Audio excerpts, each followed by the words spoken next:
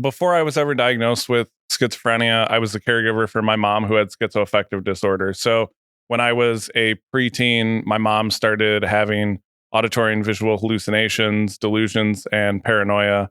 She was a single mom raising three kids. And so it was very apparent when she started having symptoms because she wasn't able to take care of herself anymore. She was Mhm. very confused. She was frustrated and scared. And like it was very clear something was wrong. But living in rural Wisconsin, we didn't have Yeah. resources. Like we didn't know who to go to. And unfortunately, people don't like talking about mental health and addiction. Mhm. And so when it happens, instead of Yeah. addressing it, we act like it's not happening. I became her full-time caregiver in my early teenage years.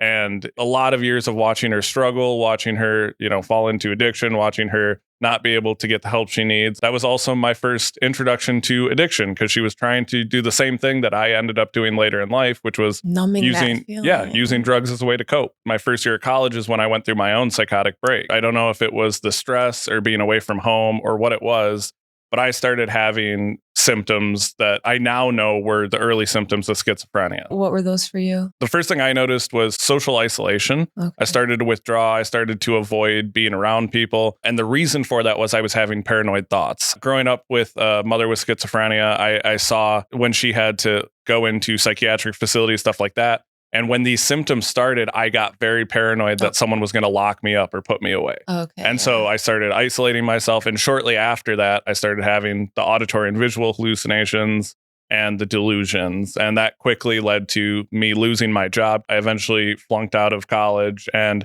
I didn't know how to cope with what I was going through. I didn't know who to talk to or what to do. So I turned to drugs as a way to kind of silence the voices I was hearing. I found that addiction was kind of how I coped with it. And it wasn't helpful. So I was never able to really figure out that I was struggling until I was well into addiction and I Yeah. ended up getting put in jail. And by then it was too late.